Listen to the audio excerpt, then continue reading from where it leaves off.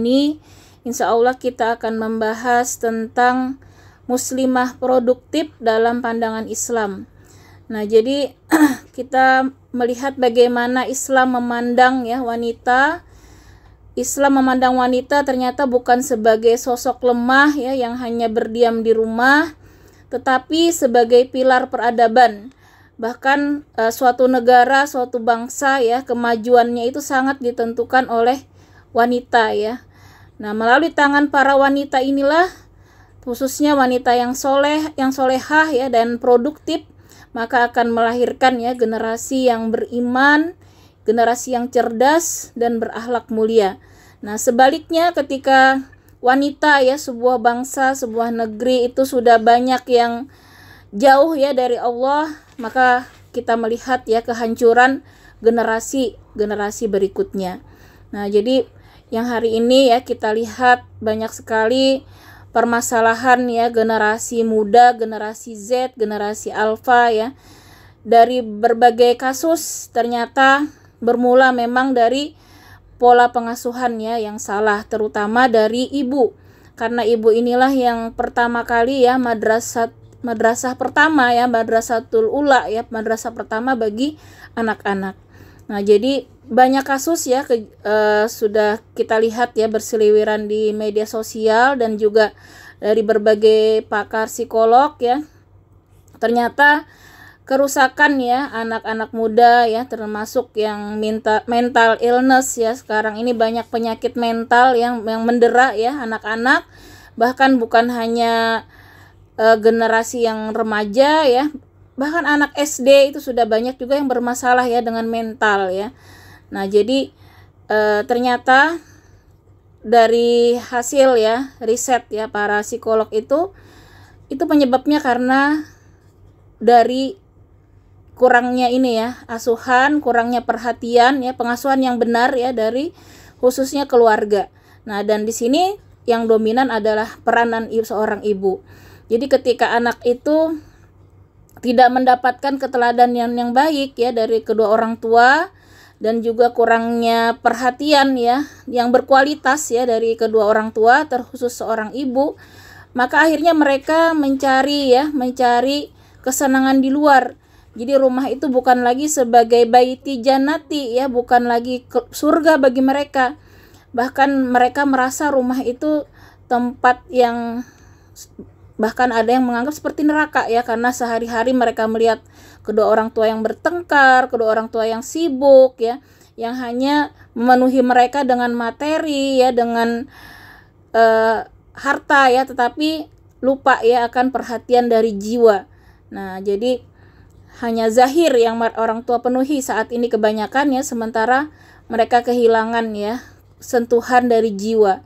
Nah, ketika mereka perlu untuk bercerita ya, mereka tidak menemukan orang tua yang siap mendengarkan, yang siap membimbing ya, sehingga mereka bercerita kepada teman-teman mereka di luar ya, yang jauh tentunya dari pembimbingan yang benar. Makanya akhirnya terjun ke pergaulan bebas ya, kemudian ke narkoba, ya, hal-hal yang buruk ya. Ketika mereka salah tempat ya untuk bercerita, untuk mencari solusi, maka di luar itu menimbulkan ya kerusakan generasi saat ini. Nah, jadi kembali lagi pernah ya suatu ketika ada orang tua ya, seorang ayah mengadu kepada Khalifah Umar bin Khattab ya, dia mengadukan tentang anaknya yang durhaka. Maka kata Umar bin Khattab, sebelumnya dia mau berkomunikasi dulu dengan anaknya ya. Nah, mengapa kamu durhaka sama orang tua begitu ya? Lalu anaknya menjawab ya, bagaimana saya tidak durhaka? Karena bapak saya memberikan seorang ibu bukan ibu yang baik ya, memberi nama bukan nama yang baik. Nah, maka kata Umar bin Khattab, kamu yang sudah durhaka kepada anakmu, yaitu ketika tidak memberikan madrasah terbaik di keluarga, khususnya seorang ibu. Nah, jadi peranan ibu, peranan kita ini sangat penting sekali ya untuk mengantarkan generasi tadi yang baik ya, generasi yang beriman kuat, yang cerdas, bisa bermanfaat ya di masyarakat dan memiliki akhlak mulia. Nah, terutama mulai dari keteladanan ya, kemudian pengasuhan yang berkualitas ya. Jadi kita sangat dibutuhkan ya peranan ibu ini, keteladanan khususnya ya. Bagaimana kita menginginkan anak-anak yang menegakkan sholat ya, tentunya kita dulu ya yang harus mencontohkan untuk menegakkan sholat. Kita dulu yang mencontohkan untuk senang bertilawah Al-Quran, senang bersama Al-Quran, kemudian akhlak kita ya, kata-kata kita. Nah, kemudian juga bagaimana kita meluangkan waktu yang berkualitas ya. Jadi bukan hanya kuantitas ya. Di sini diperlukan kualitas. Jadi ketika kuantitas banyak tapi tidak berkualitas, yang terjadi sama saja ya, mereka juga mengalami tadi ya kekurangan dari pemenuhan jiwa mereka. Nah, yang berkualitas itu tentunya kita bisa ya, anak itu bercerita dari hati ke hati ya, tanpa mereka buru-buru dijudge, dimarahin ya, tapi kita mendengarkan ya.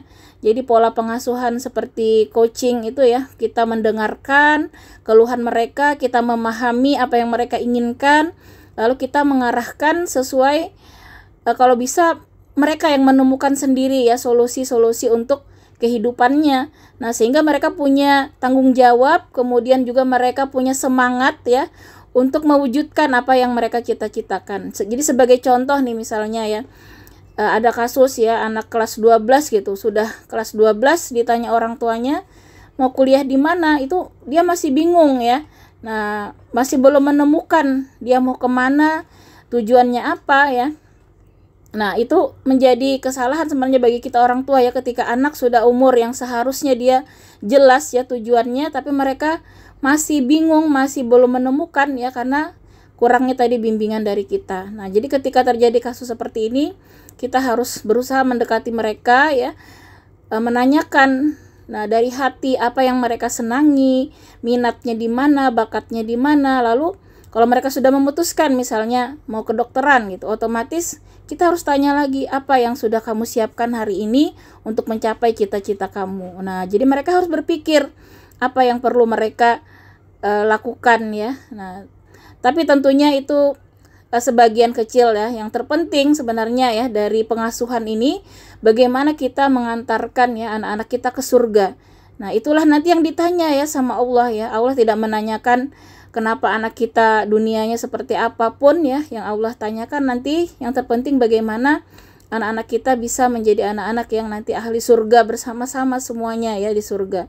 Nah, karena itu ketika kita menemukan masalah ya pada anak kita, maka yang pertama kita lakukan adalah kita banyak-banyak bertobat ya, banyak-banyak beristighfar. Kemungkinan bisa jadi karena salahnya kita ya dalam hal yaitu tadi keteladanan maupun kelalaian kita sendiri ya yang jauh dari Allah, maka itu merupakan ujian, teguran ya, supaya kita sebagai orang tua kembali lagi ya untuk memberi support ya kepada anak-anak kita. Nah, jadi kesolehan kita hari ini bisa jadi karena orang tua kita yang berdoa dengan tangisannya ya, dengan kedekatan mereka kepada Allah, kemudian juga mungkin bahkan kakek nenek kita dahulu yang soleh-solehah ya. Jadi kesolehan anak itu sangat terpengaruh ya dari pendahulunya, baik kakek nenek bahkan orang tuanya ya. Dan begitu juga kadang ya kesalahan-kesalahan anak hari ini bisa jadi tadi kesalahan kita juga ya. Jadi yang pertama dituntunkan ya ketika kita mengalami masalah, yang pertama kita datangi adalah Allah ya, untuk sungguh-sungguh bertobat ya, sungguh-sungguh kita berintrospeksi, evaluasi ya, kesalahan apa mungkin di masa lalu yang telah lalai kita taubati, maka kita bersungguh-sungguh meminta ampun.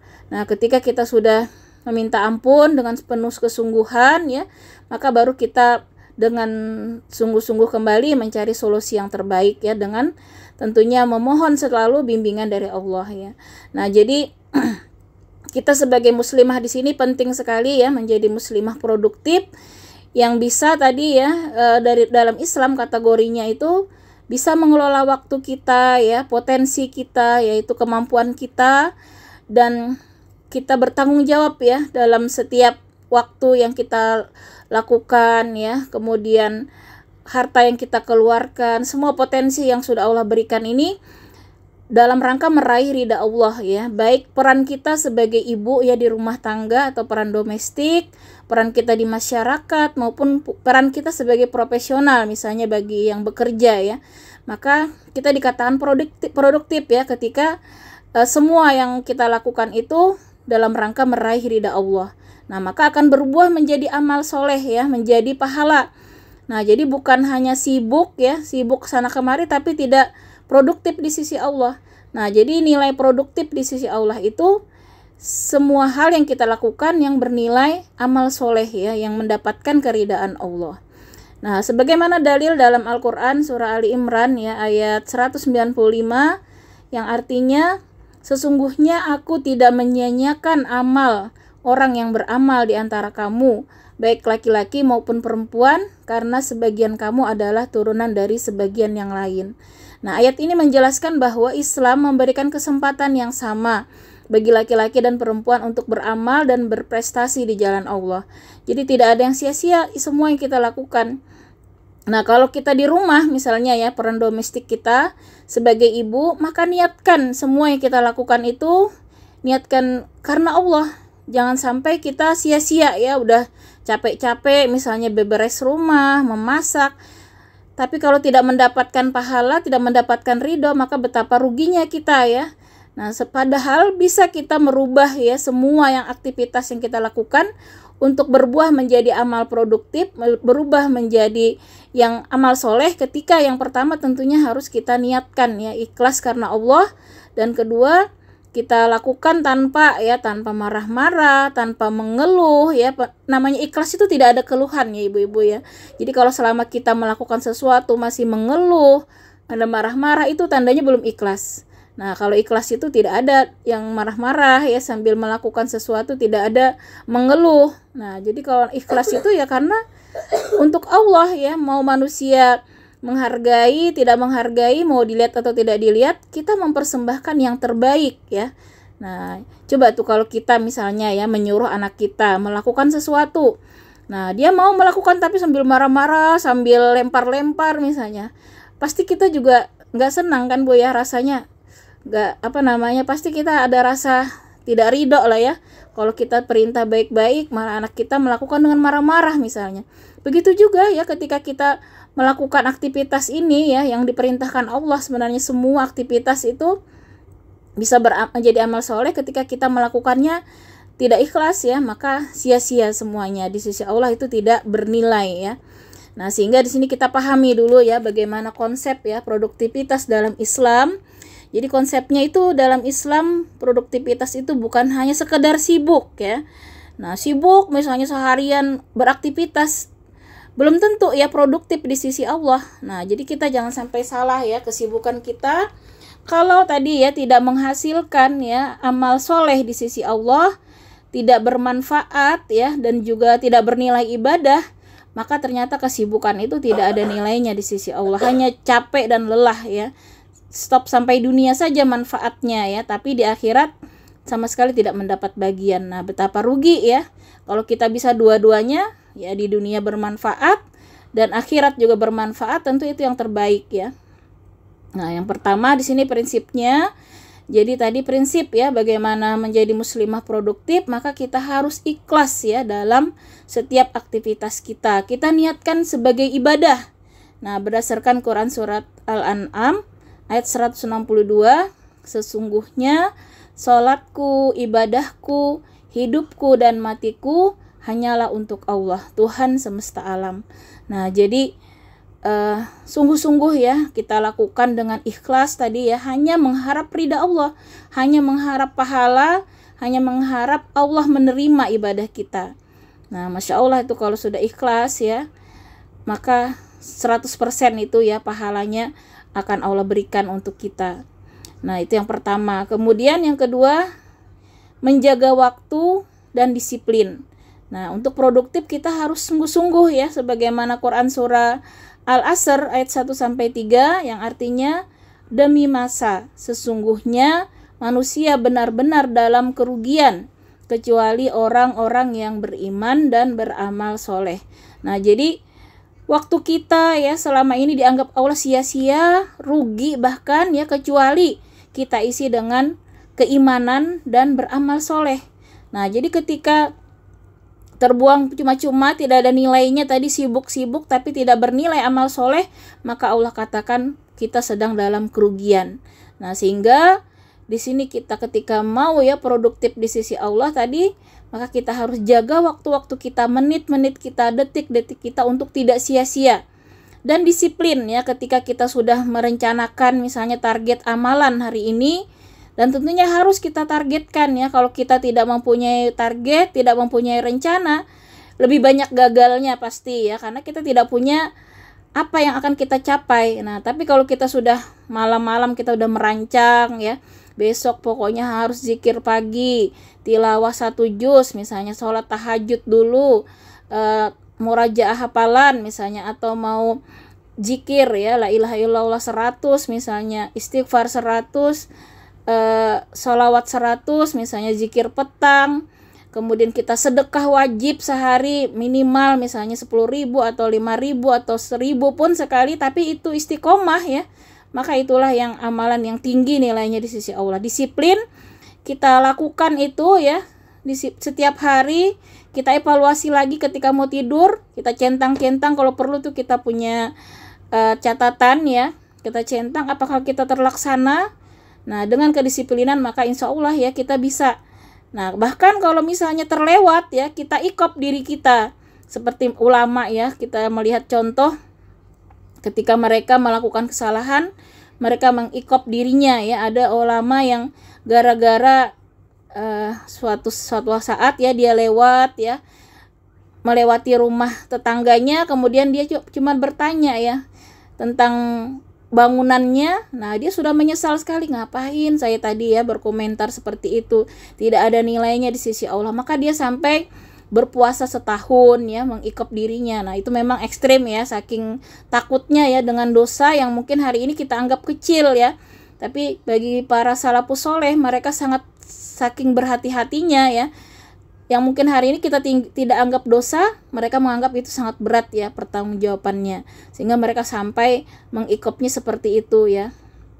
Nah, kita juga ketika terlalaikan tadi misalnya zikir pagi kita terlewat ya, maka bisa kita bersedekah atau perbanyak lagi zikir ya, menutupi berbanyak istighfar misalnya. Jadi jangan kita biarkan ya ketika kita melewati tadi ya, melewati target-target kita ternyata tidak tercapai, kita usahakan untuk mencapainya di waktu-waktu yang ada. Nah, Rasulullah juga pernah seperti itu ya, ketika Rasulullah pernah tidak sholat malam ya karena ya suatu hal ya, maka beliau mengkoda sholatnya itu ya, beliau lakukan di siang hari dengan niat tadi mengganti sholat malam yang beliau tinggalkan ya, Masya Allah. Jadi walaupun itu ibadah sunnah ya, tapi bagi orang-orang yang paham ya, betapa sangat rugi kalau ketinggalan tadi ya, waktu setiap hari itu amalan-amalan yang mereka targetkan tidak tercapai, itu berusaha untuk mengikop diri.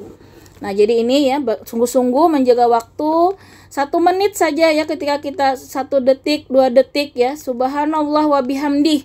Nah, itu kan tidak sampai 2 detik ya, padahal itu pahalanya di sisi Allah adalah mendapatkan 1 kebun di surga.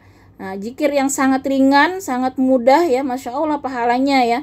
Nah, sholat duha, sholat fajar ya, sholat sunnah sebelum subuh, itu kata Allah pahalanya melebihi dunia seisinya. Nah, bayangkan ya, kalau dunia seisinya itu harganya berapa ya, nggak bisa kita hitung saking besarnya nilainya ya, harga seluruh dunia ini seisinya, tapi tidak bisa menyamai pahala sholat sunnah sebelum subuh. Nah, Masya Allah, Islam itu sangat menginginkan kita itu produktif ya. Jadi memang bangun pagi itulah Allah banyak menebarkan rahmat ya, makanya banyak sekali janji-janji Allah ya di waktu pagi itu. Nah, kalau kita molor dikit saja ya, terlewat sholat sunnah sebelum subuh, maka sia-sia sudah waktu pahala yang sebesar dunia seisinya sudah terlewat ya. Nah, disinilah yang kedua prinsipnya, sungguh-sungguh kita menghargai waktu kita, jangan kita gunakan ya sibuk bangun tidur ya, scroll dulu misalnya, jauhkan itu ya. Jadi yang pertama langsung kita bangun berwudu ya, tinggalkan dulu, kalau perlu HP simpan saja ya jauh-jauh. Nah, karena ini yang sering mencuri waktu kita ya, bisa tahan setengah jam kadang ya, scroll dulu setelah tidur, setelah bangun ya. Masya Allah ya, sampai kita menghabiskan sejam 2 jam itu ya waktu sia-sia. Nah padahal tadi bisa diisi dengan amal-amal soleh yang bermanfaat ya. Jadi banyak sekali bahkan ya tadi ya penyebab mental illness tadi ya, penyakit mental saat ini itu karena manusia terpapar medsos yang negatif ya. Ketika lihat status orang misalnya ya, lihat status orang lagi keluar negeri misalnya, udah sakit aja hati ya. Aduh kapan ya aku bisa, akhirnya nggak bersyukur ya, akhirnya kurang bersyukur. Nah itu yang berhasil setan ya merusak hati kita ya, sehingga hati kita muncul iri, dengki ya, kemudian hasad ya, kemudian rasa kurang bersyukur. Nah makanya hati-hati sekali, mending kita batasi ya untuk melihat yang baik, yang bermanfaat. Kalau memang tidak ada waktu-waktu luang itu yang harus kita hargai baik-baik ya, waktu luang, waktu sehat ya, karena disitulah setan ya berusaha terus untuk merusak kita ya dengan meremehkan tadi ya, menganggap remeh waktu-waktu yang terbuang ya. Nah, kemudian yang ketiga, menuntut ilmu dan terus berkembang ya. Dan ini ya, bagaimana supaya kita produktif, maka kita harus terus menuntut ilmu, karena ilmu inilah yang menguatkan ya hati kita ya untuk bersungguh-sungguh ya. Nah kalau tanpa ilmu ya itu tadi ya, semangatnya itu juga kurang, motivasi dari dalam ya. Tapi dengan ilmu kita tahu tadi ya keutamaan zikir, keutamaan sholat sunnah, karena kita punya ilmunya tahu, maka kita sungguh-sungguh akhirnya untuk bermujahadah ya, menegakkan tadi amal-amal soleh. Nah terus berkembang ya, terus kita tingkatkan kemampuan kita ya, jangan sampai kita stagnan ya, karena udah ibu-ibu ini nggak sekolah juga gitu, ngapain belajar, tidak ya, karena semakin kita terus ya berlelah-lelah dalam ilmu, maka disitulah derajat kita semakin Allah tinggikan ya. Nah Allah berjanji ya di dalam surat Al-Mujadilah ya ayat 11, Allah akan meninggikan derajat orang-orang yang beriman dan orang-orang yang diberi ilmu beberapa derajat. Nah sehari kita tambah baca terjemah 1 ayat, 2 ayat, berarti bertambah tuh ilmu kita ya, maka Allah terus tinggikan derajat kita. Nah terutama ilmu-ilmu syar'i ya, ilmu Al-Quran, kita baca hadis, Masya Allah itu semuanya bernilai ibadah ya, yang Allah janji untuk mengangkat derajat kita baik di dunia maupun di akhirat. Nah daripada kita baca-baca status orang, kadang ya baca-baca apa itu, lihat-lihat medsos ya, lebih baik kita baca terjemah Al-Quran sambil kita renungi, kita hayati. Maka itulah yang dimaksud ini ya, ilmu, dan terus akan berkembang ya pemikiran kita, keimanan kita ya. Nah kemudian yang keempat, seimbang ya antara dunia dan akhirat. Ini surah Al-Qasas ayat 77. Allah berfirman yang artinya, carilah kebahagiaan negeri akhirat dengan apa yang Allah anugerahkan kepadamu, dan janganlah kamu lupakan bagianmu di dunia. Nah jadi hati-hati ya, jangan sampai lebih dominan ya dunia. Nah waktu kita bisnis misalnya mengalahkan waktu kita untuk sholat, bahkan sholat di sisa-sisa tenaga, di sisa-sisa waktu. Nah kalau kita bisa ya mengatur, maka kita utamakan yang wajib ya. Jadi ahkamul khamsah ya, bagaimana hukum yang 5 itu kita prioritaskan. Jadi wajib itu tentu kita prioritaskan daripada yang sunnah. Yang sunnah kita prioritaskan daripada yang mubah, yang tidak ada nilainya. Nah kemudian yang haram tentu kita prioritaskan untuk dijauhi sejauh-jauhnya ya. Yang makruh juga jangan sampai kita dengan santai ya melanggar, karena yang makruh ini juga walaupun tidak berdosa di sisi Allah, tapi Allah benci ya, tidak disukai Allah. Nah seperti tidur ya setelah subuh, itu kan makruh ya. Tidur setelah asar itu makruh ya, Allah tidak suka ya, karena waktu-waktu itulah pergantian malaikat ya. Waktu subuh itu ibu-ibu sip-sipan malaikat ya, jadi paling banyak tuh malaikat waktu subuh, waktu asar ya. mereka saling berganti sip, semuanya turun tuh ke bumi. Maka disitulah banyak sekali rahmat Allah bertaburan ya. Makanya jangan tidur kita di situ, karena waktu itu waktu terbaik ya, waktu berdoa, waktu beristighfar ya, itu waktu yang sangat baik karena banyak malaikat di bumi ya saat itu. Nah, perbanyaklah kita melakukan amal soleh di waktu-waktu itu. Kemudian yang kelima, kita berusaha menjadi orang yang bermanfaat ya terhadap sesama. Karena Rasul Shallallahu Alaihi Wasallam bersabda, hadis riwayat Ahmad, sebaik-baik manusia adalah yang paling bermanfaat bagi manusia. Nah, tidak cukup kita dengan kita sendiri ya. Ternyata kalau kita bisa memberikan manfaat, itu mendapatkan derajat sebaik-baik manusia. Nah, jadi jangan bangga kalau kita sudahlah dengan keluarga kita aja ngurusin, tidak usahlah ikut-ikut bermasyarakat, tidak usah ikut pengajian sama-sama tetangga. Nah, jadi kita hanya sibuk dengan dunia kita ya, nyata rugi kita, karena termasuk manusia yang buruk ya di sisi Allah ketika kita tidak ada manfaatnya bagi orang lain. Nah, tapi kalau ibu-ibu bisa dengan potensinya ya, terutama ibu-ibu yang aktif di posyandu misalnya, yang aktif di RT dimanapun ya, termasuk di masyarakat, kita masih bisa bermanfaat ya dengan ilmu kita, dengan tenaga kita, Masya Allah, itu semua pahala ya, asal kita niatkan tadi ikhlas ya, karena Allah. Kita niatkan hanya untuk ridha Allah ya, bukan yang lain-lain, maka itu pahala yang sangat besar ya di sisi Allah. Nah, kita melihat keteladanan ya beberapa muslimah yang produktif ya di zaman Rasulullah Shallallahu Alaihi Wasallam. Nah, mungkin kita masih ingat ya bagaimana Ibunda Khadijah ya binti Khuwailid radhiyallahu an, istri Rasul yang pertama. Beliau seorang pengusaha yang sukses ya dan dermawan.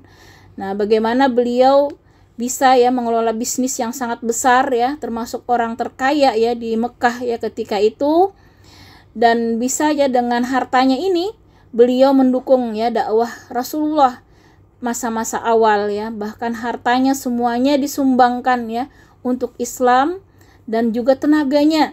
Nah, bagaimana kita belajar dari Khadijah, Ibunda Khadijah ini, produktivitas sejati itu ya adalah menggunakan ya potensi dunia untuk menolong agama Allah. Maka Masya Allah ya, luar biasa, beliau termasuk wanita yang dijanjikan masuk surga oleh Allah ya.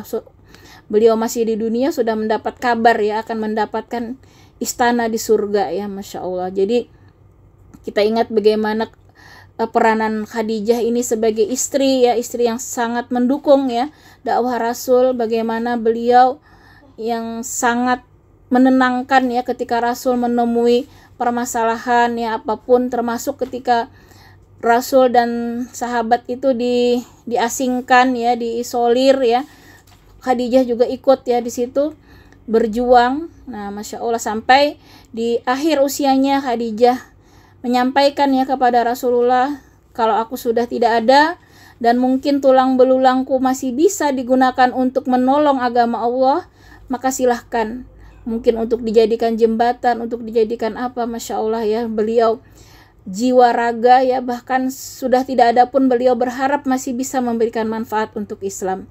Jadi luar biasa ya, wanita ahli surga teladan ya, yang sangat utama ini ya, wanita yang sangat utama. Kemudian yang kedua, bagaimana kita juga melihat ya istri Rasulullah Aisyah ya binti Abu Bakar. Beliau seorang cendekiawan ya dan guru umat karena kecerdasannya ya. Jadi Masya Allah, di balik perintah Allah ya, Rasul menikahi Aisyah yang masih muda ya. Ternyata Aisyah ini punya kecerdasan yang luar biasa ya, di atas rata-rata ya. Nah, dengan kecerdasannya inilah ya beliau ahli segala macam ya, bahkan juga dikabarkan ahli kedokteran kalau sekarang ya. Kalau sudahnya, kalau hadis itu ya lebih dari 2000 hadis itu riwayat beliau. Nah, bahkan ulama-ulama ya itu sahabat ya, kalau bertanya tentang fikih khususnya ya tafsir Al-Qur'an, itu Aisyah menjadi salah satu rujukan utama. Karena Ibunda Aisyah inilah yang menyertai Rasulullah ya setiap hari yang paling banyak ya bersama Rasul.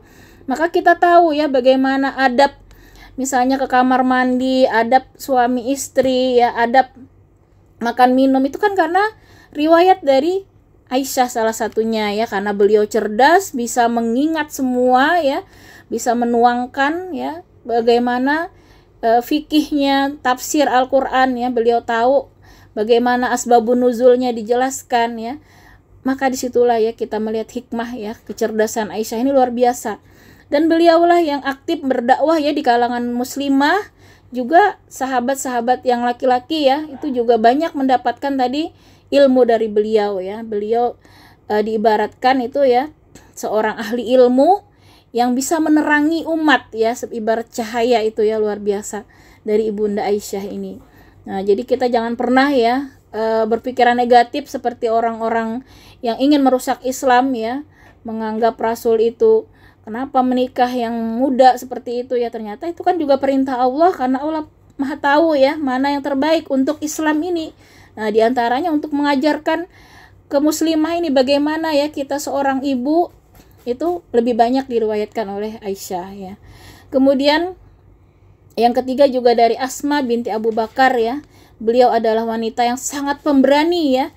Bagaimana beliau menolong Rasulullah dan Abu Bakar ya ketika mau berhijrah itu ya, bersembunyi di Gua Sur. Itu Asma inilah yang bolak-balik ya mengirim makanan ya. Bayangkan tuh, padahal Rasul itu senantiasa diintai ya oleh para pembunuh ya. Tapi Asma ini luar biasa berani ya, dia berani untuk mengantarkan makanan ya. Kita kalau ibu-ibu yang sudah pernah ke Mekah kan tahu ya, Gua Sur itu naik itu kurang lebih 7 kilo ya, dan sangat terjal. Itu kalau jalan kaki mungkin sekitar 3 jam ya. Itu kalau yang sekarang jalannya mulus dari Mekah ya. Kalau zaman dulu jalannya itu bebatuan, terjal ya. Tidak ada seperti sekarang pelindung ya, benar-benar di gurun panas. Masya Allah, kita lihat bagaimana perjuangan Asma binti Abu Bakar ini ya, membantu peristiwa hijrah. Nah, dengan kehidupan yang sangat sederhana ya, tangguh, sabarnya ini, beliau berhasil ya mendidik anak-anaknya menjadi pejuang Islam. Nah, jadi produktif itu bukan hanya di ruang publik. Ya, ketika di rumah ibu-ibu ya bersungguh-sungguh tadi ya, dengan terus mendekatkan diri kepada Allah, memohon pertolongan Allah, berusaha tadi mendidik anak ya, untuk dengan mengantarkan mereka menjadi generasi-generasi yang soleh, generasi-generasi yang bermanfaat di masyarakat ya. Maka itu juga salah satu ya produktivitas bagi seorang wanita ya. Jadi bukan hanya yang sibuk di ruang publik, di rumah pun ya kita bisa produktif dengan tadi melakukan ya amal-amal soleh, memberikan keteladanan ya, dan lain-lain ya.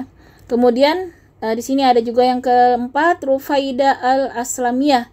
Nah, beliau ini perawat pertama dalam Islam. Nah, beliaulah yang ikut berperang ya, merawat para prajurit di medan perang dan melatih perempuan-perempuan lain menjadi tenaga medis ya, sehingga Rasulullah sangat menghormati beliau ya atas dedikasinya. Nah, jadi muslimah juga di sini bisa berkarir profesional ya, kalau sekarang jadi dokter mungkin ya, atau misalnya jadi pendidik, jadi apapun yang bisa bermanfaat ya untuk umat. Nah, dan kita niatkan untuk meraih ridha Allah, untuk kemaslahatan umat, dan tentunya tetap mengikuti adab Islam ya. Jadi maka tidak dilarang ya dalam Islam ya ketika wanita juga profesional berkarir ya, selama tadi bisa menyeimbangkan ya antara perannya sebagai ibu, sebagai istri, sebagai profesionalitas ya. Bisa di domestik dia berhasil, di profesional dia juga berhasil ya, dan juga di masyarakat. Nah, kemudian yang kelima, Fatimah Az-Zahra. Ini anak ya, anak kandung ya dari Rasulullah yang bungsu ya. Di sini juga teladan kesederhanaan dan keikhlasan ya. Beliau hidup penuh perjuangan ya. Jadi hidupnya memang sulit ya. Bahkan kadang sampai 3 hari 3 malam tidak ada makanan ya, saking memang kehidupannya sangat sulit. Tapi ya luar biasa perjuangan, kesabaran ya.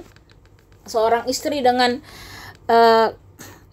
tidak diberikan kecukupan ya oleh suami, tapi tetap ikhlas, tetap sabar ya, tetap rajin beribadah dan berzikir ya, tetap mengutamakan ridha Allah di atas kenikmatan dunia, tidak pernah menuntut ya kepada suaminya Ali bin Abi Thalib ya untuk kemewahan. Masya Allah ya, ini juga ternyata wanita yang sangat ya produktif di sisi Allah, bahkan juga dijanjikan surga. Nah, Fatimah Az-Zahra inilah yang disampaikan Rasulullah nanti akan menjadi pemimpin ya, pemimpin wanita-wanita muslimah juga salah satunya di yaumil akhir nanti ya. Nah, jadi produktivitas tidak selalu banyak aktivitas ya. walaupun tidak banyak aktivitas misalnya di rumah ya, tapi di situ dia sungguh-sungguh ya melakukan yang kebaikan yang bernilai amal soleh ya, walaupun perannya kecil, terlihat kecil ya, tapi ketika di rumah ya dengan keikhlasan sungguh-sungguh ya mengabdi dalam rangka meraih ridha Allah, maka itu juga di sisi Allah sangat besar nilainya ya, berpenuh makna. Nah, sehingga ini perlu kita pahami ciri-ciri tadi ya, bagaimana wanita yang produktif. Yang pertama, selalu berorientasi akhirat di dalam setiap aktivitasnya, diniatkan karena Allah, maka tidak akan sia-sia 24 jam ya, dari kita bangun, kita ikuti sunnah Rasul, bagaimana Rasulullah bangun tidur, bagaimana Rasulullah makan, seterusnya melakukan aktivitas, kita ikuti adab-adab Rasul, niatnya ikhlas karena Allah, maka senantiasa berorientasi akhirat. Itu ciri-ciri yang pertama. Yang kedua, senantiasa disiplin ya, terencana. Nah, jadi kita harus pandai mengatur ya waktu kita antara ibadah, keluarga, kemudian profesional, karir kalau memang kita melakukan aktivitas lain ya. Maka harus benar-benar kita rencanakan, jangan sampai ya ada yang terlalaikan. Jadi sibuk karir misalnya, anak-anak terlalaikan, itu juga salah ya. Jadi kita harus bisa merencanakan dengan sebaik-baiknya.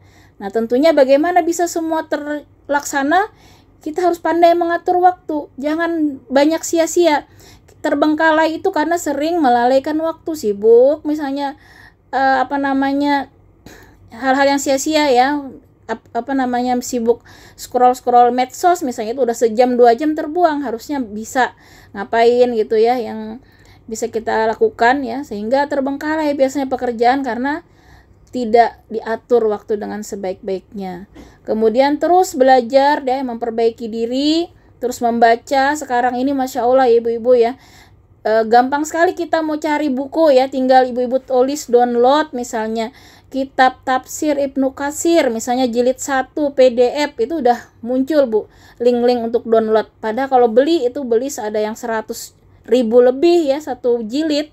Sekarang itu gratis semua Bu. Jadi ibu tinggal download, tulis aja download buku apa gitu. Kalau kita lihat-lihat buku Islam itu Masya Allah, mau Riyadus Sholihin ya, hadis-hadis itu, mau juga misalnya kitab Muwatta ya Imam Malik ya, atau mau kitab-kitab yang lain, semuanya banyak. Mau kitab Bulughul Maram, itu kitab fikih ya, rujukan fikih, mau kitab apapun ya, Masya Allah. Sekarang ibu-ibu tinggal kitab tauhid misalnya, tinggal tulis saja di Google itu, download kitab terjemah ya, apa misalnya PDF. Nah, itu kita tinggal Masya Allah. Jadi sekarang membaca itu walaupun sehari selembar misalnya, itu salah satu ya untuk menambah sakafah ilmu kita yang Allah janjikan tadi ya, akan meningkat derajat kita di akhirat juga dengan ilmu-ilmu syar'i ini. Dan kalau bisa menulis juga itu Masya Allah Bu ya, kalau kita dapat misalnya tadi dari bacaan kita ada suatu ayat misalnya, ternyata itu memotivasi kita tulis. Nah, itu juga salah satu ya menjadi amal jariah tuh Bu ya, kalau kita nulis misalnya, nanti mungkin anak kita baca, Masya Allah ya, itu akan menjadi. Makanya sekarang ini kita banyak ilmu-ilmu itu ya, kita dapatkan Imam Ghazali itu kitab Tazkiyatun Nafs ya misalnya. Nah, itu Ihya Ulumuddin ya Bu ya, kitabnya Ihya Ulumuddin. Itu kan karena mereka menulis hal-hal yang penting yang mereka temukan. Nah, itu luar biasa. Nanti kalau kita sudah tidak ada, bisa lagi anak-anak kita atau yang dibukukan, dicetak, Masya Allah itu. Mereka udah ratusan tahun yang lalu meninggal, tapi pahalanya mengalir terus ya hingga saat ini. Itu ahli-ahli yang menulis buku, Imam Ibnul Qayyim Al-Jauziyah itu banyak sekali ya, produktif ya. Kemudian Imam Nawawi ya, imam itu yang menghasilkan kitab-kitab itu ya. Nah, itu juga budaya menulis ini penting ya, karena mungkin generasi berikutnya nanti ingat, oh dulu ya ada generasi yang seperti ini, mereka akan meneladani. Nah, itu menjadi amal jariah kita. Kemudian ya mengikuti kajian ya, sekarang ini Masya Allah ya banyak sekali. Tinggal kita lihat saja mau mengaji kitab apa, misalnya kitab Al-Hikam ya, ada ulama-ulama itu yang khusus ya, kita tinggal lihat ya. Kemudian belajar juga keterampilan ya untuk mengupgrade diri. Nah, itu Masya Allah ya, senantiasa terus belajar dan memperbaiki diri. Kemudian ini penting juga ya untuk menjaga produktivitas, kita jaga kesehatan ya. Nah, tubuh kita ini juga kalau sehat, maka itu kan mendukung ibadah. Karena itu ibu-ibu ya, kita juga perlu mengagendakan olahraga ya. Nah, olahraga yang mana lah ibu-ibu yang sukai, mau jalan sehat, mau misalnya senam sendiri di rumah ya, tinggal lihat di YouTube misalnya. Kita niatkan itu supaya tubuh kita sehat, tubuh kita kuat ibadah ya, mudah-mudahan lah sampai tua kita itu sehat ibadah, kuat ibadah. Maka Masya Allah, lelah kita berolahraga itu berpahala, keringat kita, tetes keringat kita itu jadi pahala, Bu. Nah, kalau kita niatkan, mudahan tubuh kita sehat, kita kuat ibadah sampai akhir usia kita, tidak sakit-sakitan, misalnya kita produktif ya, bisa bermanfaat untuk umat. Nah, terus menjaga kebersihan ya, maka itu juga berpahala besar. Ibu-ibu jalan setengah jam, misalnya 1 jam ya, keliling komplek, niatkan itu ibadah ya, supaya tubuh saya sehat, mudahan saya kuat sholat, kuat ibadah sampai usia hanya kematian yang menghentikan saya. Masya Allah, itu 1 jam 2 jam itu nilai pahala, Bu. Rugi kalau kita hanya cuman tujuannya biar langsing, biar sehat. Nah, stop sampai di situ, maka stop juga pahalanya ya, tidak ada. Tapi kalau kita niatkan, kita jaga kesehatan ini, jaga makanan. Nah, juga jadi bukan hanya ini ya, kita jaga makanan, walaupun makanan yang manis-manis tuh enak gitu ya, mengandung gula ya, tapi ternyata banyak sekali keburukannya ya kalau berlebihan ya, ibu-ibu kita tahu ya, gula ini ternyata makanannya sel-sel ya, sel-sel kanker seperti itu ya, memicu diabetes ya, memicu juga penyakit-penyakit itu akan terus ya berkelanjutan macam-macam nanti ya, kalau sudah diabetes, kolesterol satu paket ya, kelebihan makanan yang berlemak dan seterusnya, yang junk food ya, itu juga kita membatasi dalam rangka supaya sehat untuk ibadah, maka itu juga menjadi pahala. Dan perbanyak puasa sebenarnya ya, Islam sudah mengajarkan ya, puasa minimal ya itu sebulan 3 kali, ayaumil bid. Nah, kalau kita bisa rutin Senin Kamis misalnya, itu juga kita niatkan supaya ini menjadi ibadah ya, untuk meraih ridha Allah. Maka puasa kita itu Masya Allah ya, jangan puasa niatnya cuma buat langsing misalnya, tapi kita puasa ini untuk ya sehat, untuk ibadah, supaya terus ya Allah memberikan kesempatan kita untuk menambah amal-amal soleh kita selama kita masih diberikan kesempatan di dunia ini. Nah, jadi banyak sekali dengan puasa ini ternyata berbagai macam permasalahan penyakit itu bisa diatasi ya dengan puasa ya. Nah, kemudian berakhlak mulia, senantiasa rendah hati ya, jangan ada sedikit pun kita sombong ya, jangan sampai ada rasa kita ini paling baik, rasa paling kaya lah, paling hebat lah. Jangan sampai, karena kita sama sekali semua yang ada, kita kan lahir tidak membawa apa-apa ya. Begitu juga kita meninggal nanti, hanya amal soleh itu yang bisa kita bawa. Sehingga apa yang ada di dunia ini bukan milik kita ya, hanya amanah. Nah, jangan sampai amanah yang diberikan Allah ini salah kita gunakan untuk kesombongan, untuk status, merasa hebat lah, pengen dipuji. Harusnya ya, semua sarana yang Allah berikan ini menjadi sarana beribadah ya, jangan sampai salah. Kita dikasih harta banyak supaya bisa kita haji umrah, supaya bisa bersedekah, supaya bisa berzakat ya, bukan dalam rangka menambah ya kesombongan ya. Nah, jadi senantiasa rendah hati, santun, kemudian jujur, dan senantiasa bersabar ya. Sabar dalam ketaatan, sabar dalam menjauhi maksiat, dan sabar dalam menerima ujian. Nah, kemudian aktif dalam amal sosial ya, senantiasa berupaya untuk bisa membantu sesama, peduli ya terhadap lingkungan. Nah, peduli terhadap penderitaan ya umat Islam dimanapun. Dan hari ini kita masih terus ya harus membantu saudara kita di Palestina ya, dalam rangka kembali memulihkan ya kehidupan mereka ya. Mudah-mudahan benar-benar ya berhenti perang ini, dan sekarang kita harus membantu mereka membangun kembali ya dari kehancuran. Nah, kemudian di sini hikmahnya ya, seorang muslimah produktif itu selalu menjadi cahaya dimanapun berada ya, menebar manfaat ya dengan ilmunya, tenaganya, bahkan hanya dengan doa. Nah, jadi kita juga bisa produktif dengan banyak-banyak berdoa. Berdoa bukan hanya untuk diri kita, keluarga kita, untuk negara, untuk agama, untuk bangsa ya. Masya Allah, maka itu juga termasuk salah satu ya produktivitas kita, karena dengan doa ini juga senjata yang luar biasa ya. Kalau kita berdoa dengan sungguh-sungguh, Allah kabulkan ya, negara kita tetap aman, tetap damai, kita enak beribadah ya, tidak terjadi kekacauan, tetap dalam kemerdekaan, kemakmuran ya, Masya Allah. Makanya kita juga harus jangan lupa doakan pemimpin-pemimpin kita ya, mendoakan bangsa negara kita ini supaya senantiasa dalam keberkahan dari Allah Subhanahu wa taala. Kemudian bagaimana kita juga menginspirasi ya generasi berikutnya, anak-anak kita khususnya ya, untuk senantiasa mencintai ilmu, karena inilah permasalahan ya, anak muda sekarang mereka banyak sekali meremehkan waktu ya dengan game yang menghabiskan berjam-jam ya di depan HP, menghabiskan tenaga bahkan ya untuk hal-hal yang kadang tidak bermanfaat ya, pergi-pergi jalan mejeng gak jelas misalnya kan ya. Nah jadi kita kembali luruskan ya, untuk mereka mencintai ilmu kembali ya, untuk bekerja keras ya. Jadi sekarang itu permasalahan generasi itu mager ya, malas ya, tidak mau kerja keras, itu permasalahan generasi sekarang, sehingga mereka mudah sekali ya pindah-pindah kerjaan, karena kadang itu tadi tidak mau kerja keras, maunya enak-enak banyak dapat uang ya. Jadi ini permasalahan sekarang, malas belajar. Nah sehingga kadang mudah sekali mereka cari jalan pintas, nyontek lah, nggak mau belajar susah-susah ya. Ya itulah juga permasalahan yang harus kita sama-sama ya, dengan doa kita, dengan keteladanan, dan terus kita upayakan untuk merubah ya. Ini yang permasalahan generasi saat ini.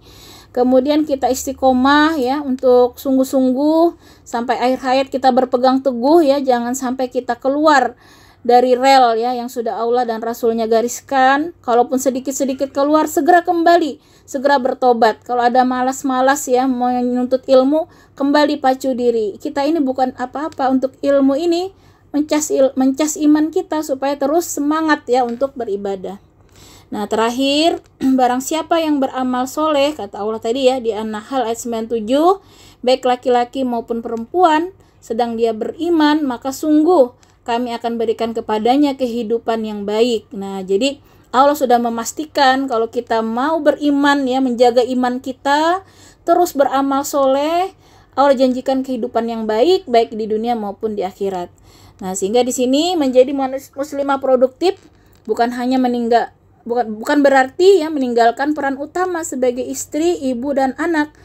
Justru ya dengan mengelola waktu kita, niat kita yang benar, maka setiap langkah seorang wanita itu bisa menjadi amal soleh yang mengantarkan ke surga. Nah terakhir, kalimat terakhir ya, produktif tadi bukan berarti sibuk, tapi berarti bermanfaat, bernilai ibadah, dan membawa keberkahan ya. Demikian materi kita pada hari ini. Semoga Allah ya memberikan kita kekuatan iman ya, kekuatan fisik kita, kekuatan zahir batin kita ya, kekuatan jiwa kita untuk terus istiqomah di jalan Allah. Wallahu a'lam bishawab. Kurang lebihnya saya mohon maaf.